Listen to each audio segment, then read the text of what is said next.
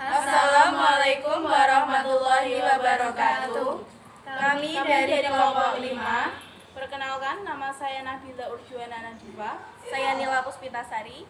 Saya Eka Hatiandini. Saya Nesya Nabila Putri. Kami di sini akan mempresentasikan tentang sistem pemerintahan Kabinet Baharudin Harahap dan sistem ekonomi FINEK. Kabinet Burhanuddin Harahap adalah kabinet kelima yang terbentuk pada masa demokrasi parlementer di Indonesia. Kabinet ini berlangsung dari 12 Agustus 1955 sampai 3 Maret 1956. Kabinet ini juga disebut sebagai Kabinet Nasional karena terdiri dari 13 partai yang didominasi oleh Partai Masyumi. Kabinet ini memiliki beberapa program kerja penting seperti penyelenggaraan pemilihan umum pertama, penyelesaian masalah Irian Barat, dan menanggulangan pemberontakan DI atau TII. Kabinet ini juga mengalami berbagai tantangan dengan kritik yang akhirnya menyebabkan kejatuhan. Latar belakang Kabinet Burhanuddin Harahap dibentuk setelah jatuhnya Kabinet Ali Sastroatmojo I yang menyerahkan mandatnya kepada Presiden Soekarno pada 23 Juli 1955. Wakil Presiden Muhammad Hatta kemudian mengumumkan 3 nama calon formatur kabinet baru, yaitu Wilopo Sukiman, Asaat. Namun ketiga calon ini sepakat untuk menunjuk Hatta sebagai Perdana Menteri Pertahanan. Hatta sendiri menolak tawaran tersebut karena masih menjabat sebagai Wakil Presiden. Hatta kemudian memilih Baharudin sebagai formatur kabinet.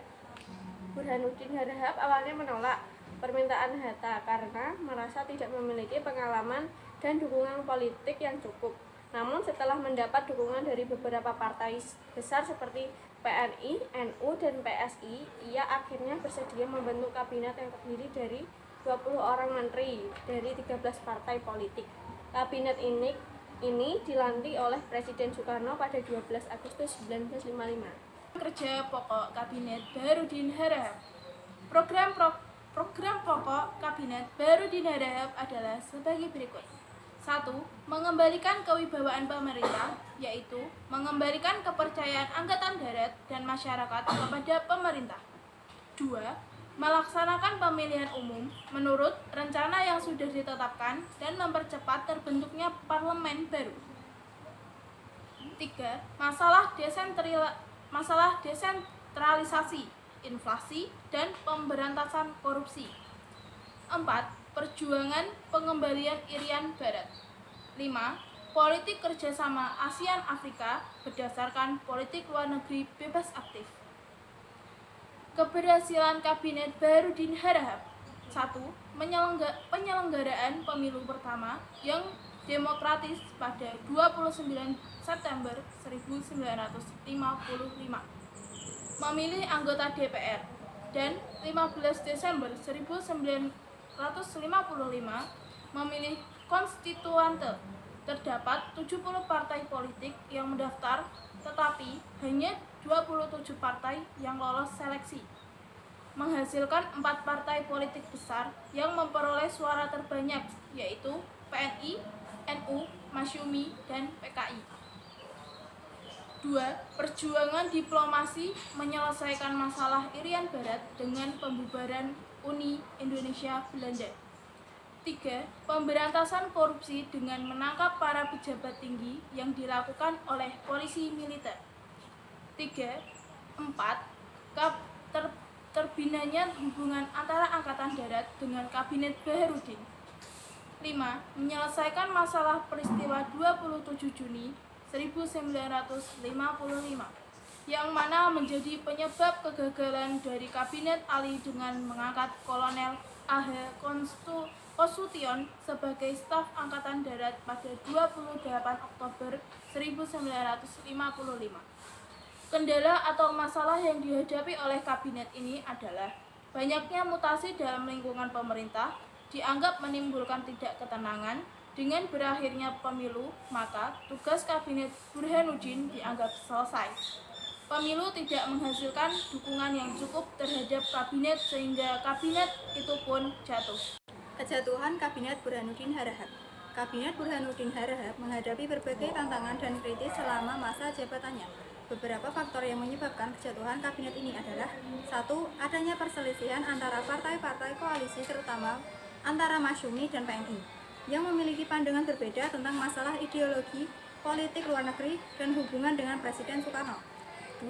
Adanya tuntutan dari beberapa daerah untuk mendapatkan otonomi yang lebih luas, seperti Sumatera Utara, Sumatera Selatan, Kalimantan Barat, dan Sulawesi Selatan. Tuntutan ini didukung oleh sebagian anggota DPR dari partai-partai oposisi seperti PRRI dan Permesta. 3.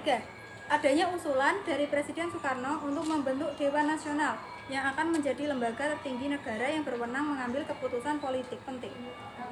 Usulan ini ditolak oleh sebagian besar partai politik termasuk Masyumi dan RMI yang menganggapnya sebagai upaya untuk melemahkan parlemen dan kabinet. 4.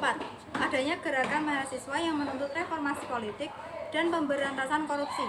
Gerakan ini menyelenggarakan aksi demonstrasi besar-besaran pada Januari 1956 yang dikenal sebagai aksi 17 Januari.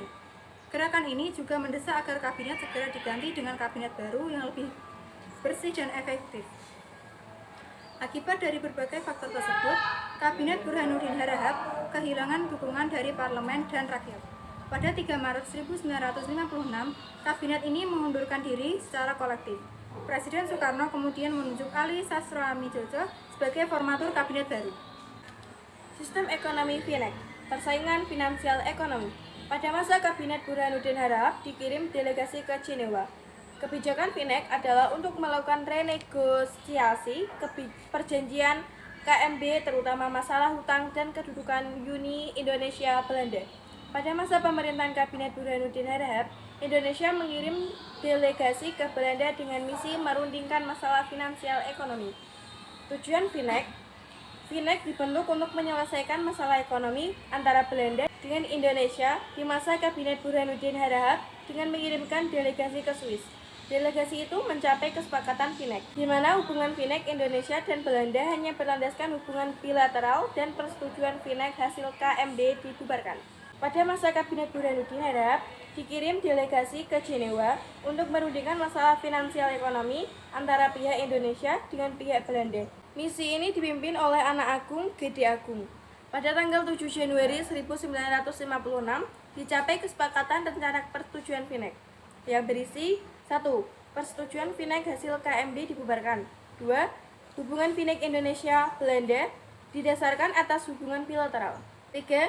Hubungan FINEK didasarkan pada Undang-Undang Nasional, tidak dapat dilihat oleh perjanjian lain antara kedua pihak. Hasilnya, pemerintah Belanda tidak mau mendatangi sehingga Indonesia mengambil langkah secara sepihak.